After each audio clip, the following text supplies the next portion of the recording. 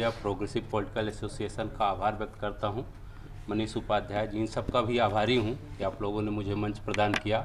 और बिना श्रोता और दर्शक के कोई कार्यक्रम नहीं हो सकता है, उनका भी आभार हूं और साथ साथ मंच को प्रणाम करता हूं। मुझे जो समय दिया गया था कि आपको कम से कम 15 मिनट दिया जाएगा, 15 से 20 मिनट, और आपका विषय होगा भारतीय शिक्षा व्यवस्था एक सफ़र और वर्तमान स्थिति। तो यदि हम भारतीय शिक्षा व्यवस्था की थोड़े सी प्रारंभिक इतिहास पे देखा जाए तो क्योंकि समयानुरूप पूरी शिक्षा व्यवस्था ही नहीं, पूरी चीज़ बदलती रहती है, सब कुछ बदलता रहता है। भारतीय शिक्षा व्यवस्था में हम संक्षेप में थोड़ा यदि हम जानने की कोशिश करें तो देखें तो हमारी जो प्राचीन काल की शिक्षा व्यवस्था थी और उसके बारे में कहा जाता था कि विद्या वही है जो हमें मोक्ष प्रदान करे, जिसको हम कहते थे सा विद्या विमुक्तये। मध्यकाल तक आते आते हमारी शिक्षा व्यवस्था में थोड़ा बदलाव हुआ और हम कहने लगे कि विद्या ददाति विनयम विनयादि दादि पात्रताम पात्रताप धर्माप्नोति तम धर्मम सुखम। विद्या से विनय, विनय से योग्यता, योग्यता से धन, धन से सुख प्राप्त होता है। 1986 में हमारी जो है नई शिक्षा नीति आई और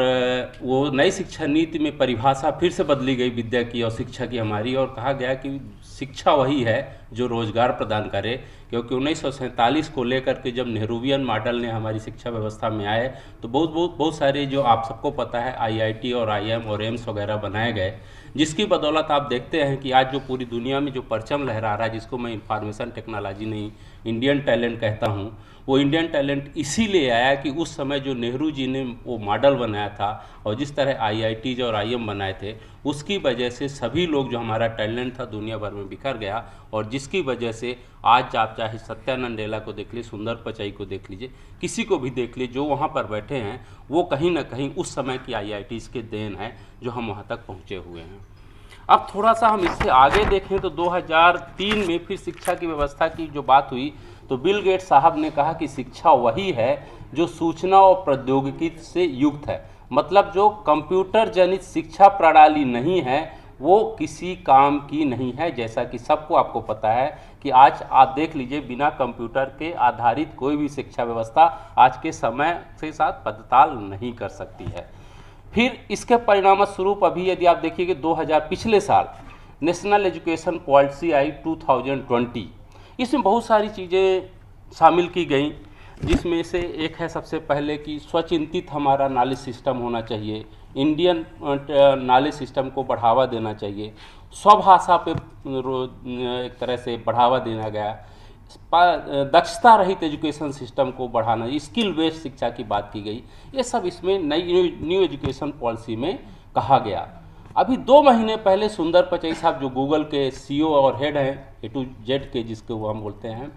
वो कहते हैं कि आने वाली शिक्षा व्यवस्था में यदि हम बदलाव नहीं किए गए और जो बच्चे आज पढ़ रहे हैं आर्टिफिशियल इंटेलिजेंस और क्वांटम कंप्यूटिंग नहीं पढ़ेंगे तो मुझे लगता है उनका नॉलेज, और सच्चाई यही है कि आने वाले दिनों में जो एआई और क्वांटम कंप्यूटिंग नहीं जानते हैं उनकी शिक्षा बेकार हो जाएगी। तो पूरी शिक्षा व्यवस्था पर यदि हम एक नज़र डालें तो कहीं ना कहीं शिक्षा व्यवस्था समय के अनुरूप बदलती रही है और मुझे लगता है बदलना भी चाहिए। और यदि हम बदलेंगे नहीं तो मुझे लगता है कि हमारा न देश आगे बढ़ेगा न हम आगे बढ़ेंगे, और जो प्रोग्रेसिव पॉलिटिकल एसोसिएशन का जो एजेंडा है, जो मिशन है, जो विज़न है, वो भी कहीं ना कहीं मुझे लगता है कि फुलफिल नहीं होगा। क्योंकि मुझे लगता है जब देश बढ़ेगा, देश के नागरिक शिक्षित होंगे, देश के लोग तरक्की करेंगे तो हमारे जो एक तरह से सर्वांगीण विकास होगा वो, क्योंकि शिक्षा की वजह से आप देखिए तो जो आप देख लीजिए 90 के पहले तक वोटिंग जितनी होती थी 25% होता था और आप एक समुदाय को और एक खास वर्ग को कंबल और बॉटल बांट दिए और आप जीत जाते थे। वो शिक्षा की बदौलत से आज लोग मतदाता जा रहे हैं, 50 से 60% लोग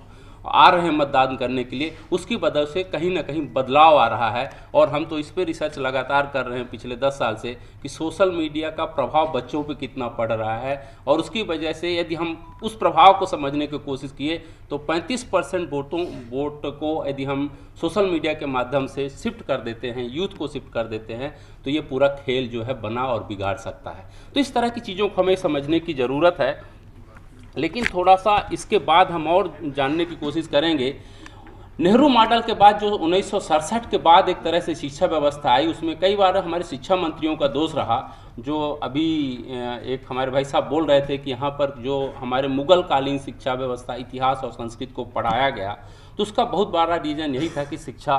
मंत्रियों का दोष था कि वो कहीं ना कहीं हमारे जो महाराणा प्रताप थे, हमारे जो वीर शिवाजी थे, इस तरह के लोगों को भूल गए और कहीं ना कहीं वामपंथी विचारधारा का उसमें प्रभाव रहा। और उसका प्रभाव ये था कि कहीं ना कहीं हम रसिया से, चाइना से सपोर्ट लेते रहे शिक्षा व्यवस्था में, ये चीज़ें रहीं। लेकिन यहाँ हमें ये सब चीज़ों पे बात नहीं करना है, हमें बात ये करना है कि हम कैसे इस चीज़ को सुधार सकते हैं। तो ये सब चीज़ों के यदि हम सुधारने की बात करें तो हम थोड़ा सा, समय कम है, हम आगे, क्योंकि मुझे लगता है प्रेम साहब पहले ही खड़े हैं कि मुझे थोड़ा सा,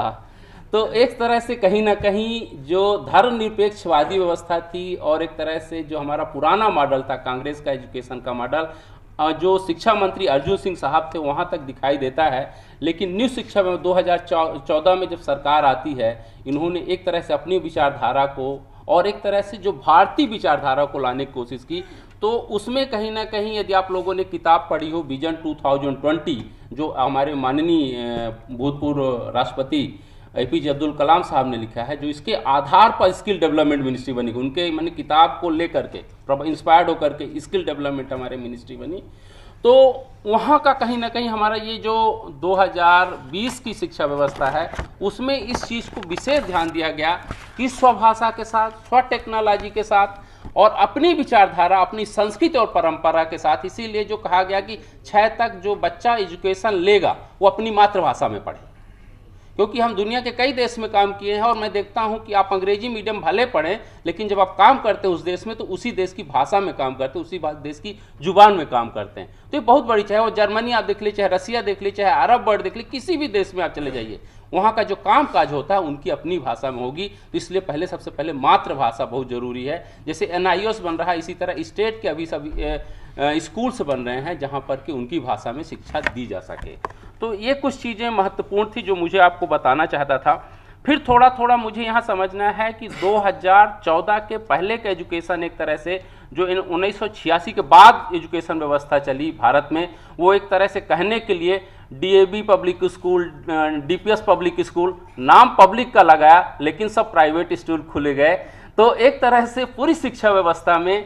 प्राइवेट प्लेयर्स की एंट्री तो हुई, वो पैसा कमाने के लिए, प्रॉफिट कमाने के लिए, क्योंकि जो सत्ता पे बैठे तो वो जानते थे कि सबसे ज़्यादा पैसा यदि कहीं से प्रॉफिट कमाया जा सकता है तो एक है एजुकेशन और दूसरा है हेल्थ। इसीलिए इन लोगों ने वहाँ पे इन्वेस्ट किया और वहाँ पे प्राइवेट, नाम लिया पब्लिक का, लेकिन वहाँ प्राइवेट प्लेयर काम करते रहे। तो इन सब को देखते हुए मुझे लगता है कि भारत की शिक्षा व्यवस्था में एक तरह से जो अभी परसेंटेज है लगभग 3% के आसपास एजुकेशन में हमारा जो टोटल हमारा होता है, जो पैसा दिया जाता है सरकार की तरफ से 3% है। हमें लगता है कि 6% कम से कम इसमें दिया जाए तो थोड़ा इसमें शिक्षा व्यवस्था में और सुधार होगा, क्योंकि हमारी भारत सरकार भी चाहती है कि 10 public sector university, 10 private sector university आगे बढ़ें जो वर्ल्ड रैंकिंग की हो, क्योंकि अभी तक टॉप 200 में कोई यूनिवर्सिटी भारत की नहीं है यदि आपको पता हो।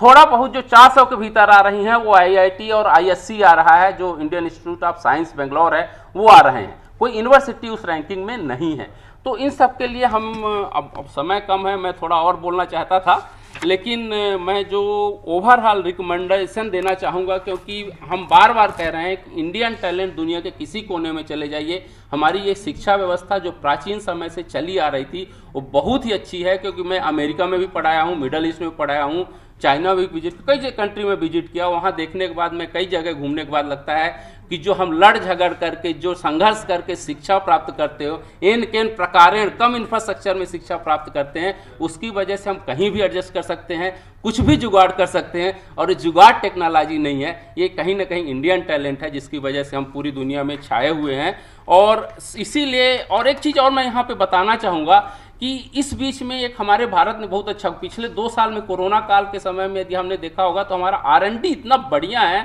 कि साल भर के भीतर जो हम कोरोना वैक्सीन लाकर दुनिया के सभी देशों को यदि बांटे हैं, जो यदि आपको पता हो, हम भारत में R&D में, रिसर्च में, साइंस और डेवलपमेंट में इतने आगे हैं। मंगलयान उसका सबसे बड़ा उदाहरण था कि हमने जो वैक्सीन बताई वो इंटरनेशनल स्टैंडर्ड के किसी भी मायने में सबसे अच्छी थी। और उसका वजह रहा कि आज हमारा जो शेयर मार्केट है कहीं ना कहीं एक ट्रस्ट फिर से बना है ग्लोबल मार्केट का, 60,000 ही हो गया है। और ये 60,000 बजट, मैंने एक विश्वास, क्योंकि चाइना से विश्वास टूटा है और भारत की तरह तो लोग देखने लगे हैं कि कुछ भी हो, इंडिया का जो टैलेंट है वो किसी भी दुनिया में किसी भी देश के शिक्षा व्यवस्था से बहुत अच्छा है, बहुत आगे ले जाने वाला है। और यहाँ का जो लोग हैं वो कहेंगे अद्भुत हैं, बेजोड़ हैं और विशिष्ट हैं। और मुझे लगता है इस टेम्पो को यदि हम बना करके भारतीय शिक्षा व्यवस्था में कुछ थोड़े बहुत सुधार करने की कोशिश है, जैसे कि हमने पहले कहा कि 6% शिक्षा व्यवस्था में देना चाहिए पूरे टोटल बजट का, फिर स्किल बेस्ड शिक्षा दी जानी चाहिए, थ्योरी और प्रैक्टिस को समायोजित किया जाना चाहिए। हमें लगता है जो प्रोग्रेसिव पॉलिटिकल एसोसिएशन का एजेंडा हो सकता है